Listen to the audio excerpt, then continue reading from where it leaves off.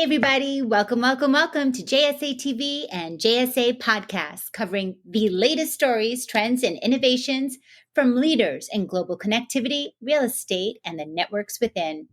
We are broadcasting live right now across multiple social platforms, so thank you, everyone, for joining us today, wherever you may be tuning in. I'm Jaymie Scotto Cutaia, CEO and founder of JSA.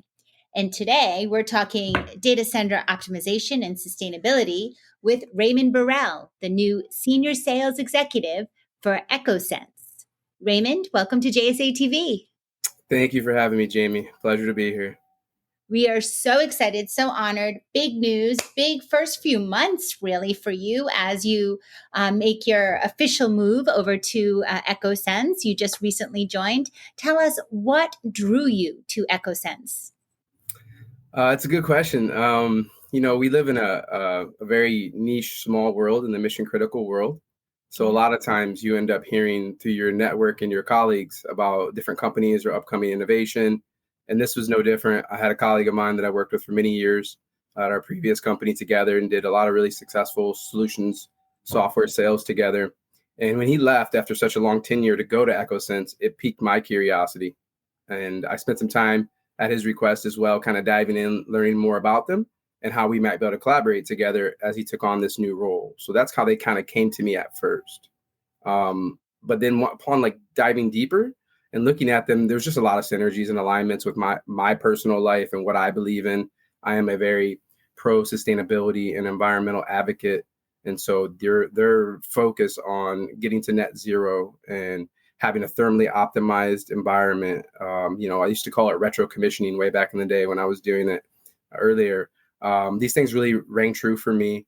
But then they step into machine learning and artificial intelligence, and they really start to try to bend the curve, I believe, enriching data in a way that's useful for a data center owner and operator. So I feel like all those things kind of really coalesced well for me and aligned with me personally. And I'm a big believer in fit is very important in life. And I felt like there was the fit was there. Yeah, for sure. Good people attracting good people, and also that fit with the core values and what makes you tick, what excites you, very much in alignment with EkkoSense. For our viewers who might not know, describe what EkkoSense is offering data center operators in the U.S. that's missing from the market, particularly in the States today. Yeah, no, good question. So it's interesting, the term missing, I don't want to, give off the impression that these folks aren't doing these things or these aren't available.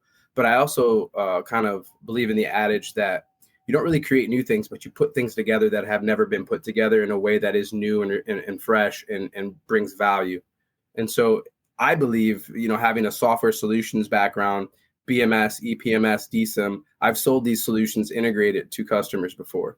So I understand the challenges that come with, a customer trying to come up to speed to learn how to interact with and operate these different software platforms, how to enrich data and make it useful for them.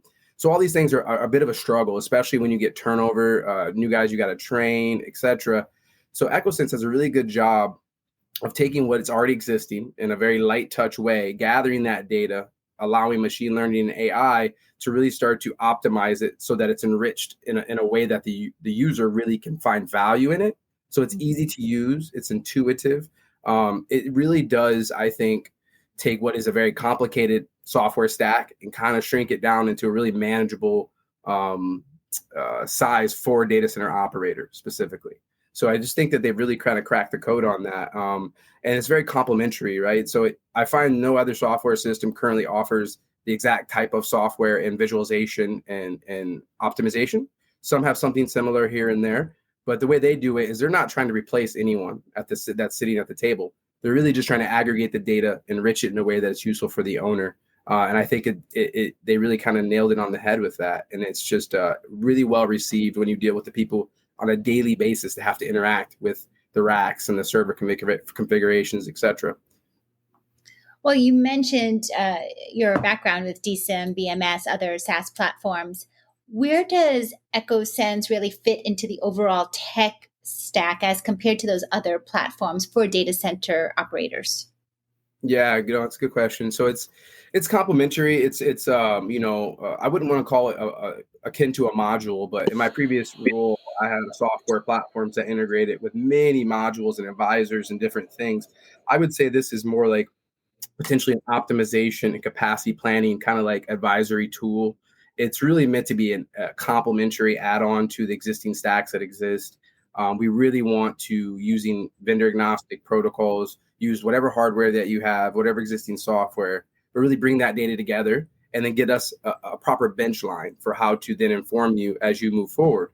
So then the machine learning, the artificial intelligence start to kick in, and then also your relationship with the data center owner, like what their goals are, what their KPIs are, what their SLAs are, like what compliance do they need to meet.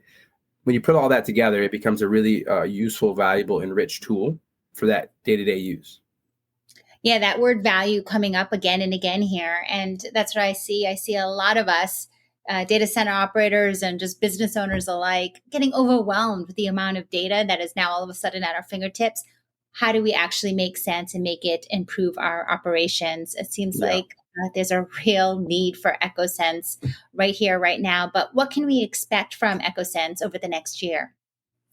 So, this was an interesting question for me. I thought a lot of different ways about how to pitch this per se, but I believe it's just commitment to the U.S. market, right? So it's an internationally known first organization, and they've done a fantastic job deploying throughout the world, and they've definitely followed many clients to the States. But with the investment of individuals like myself, my colleagues, Travis and Kopi and others that are industry stalwarts in this world, we're really committing very heavily to the United States market, making sure we're supporting these customers as we transition across the pond or come across the Pacific, and then really grow and expand that footprint to make sure we're serving these customers regardless of their geography. I would say innovation is going to be what we're bringing to the table, and a bit of disruption. We do want and are collaborative and want to be vendor agnostic and are. But the reality is in order to create change, you have to go through a little bit of pain, right? There's a little bit of challenge that happens. There's going to have to move through that. And we're here really for the next year to sit with our customers, to move through those challenges and that pain and get to the other side where the innovation and the new opportunity with AI and machine learning and all these other things can really come into a clearer view. Because right now, I just don't think it's very clear how AI is going to really impact us. We all know we need more compute. We all know it's super sexy and exciting. I've created documents with ChatGPT. I see all the potential in the world. At the end of the day, though, there still is the human element that must be addressed, right? And we still also must understand technology really needs to bend to our will, not us bending to its will. And it feels like right now we're a little bit being bent to its will, and we need to kind of, I think, find that balance. So this next year, it's going to be about stability and commitment to the States. It's going to be about helping owners to get through this challenge, whether it's the market or new technology or a request for crazy amount of compute, right? And then we're going to help them to realize and bend the digital curve to their will. Oh, I just love that. Stability, commitment, innovation, all absolutely hallmarks of EkkoSense. Excited to have that feet on the street here in the States. Raymond Burrell, thank you so much for your time here. And thank you, viewers, for tuning in to JSA TV and JSA Podcasts. Always excited to have you. Everyone, stay connected and happy networking. Thanks, Jaymie.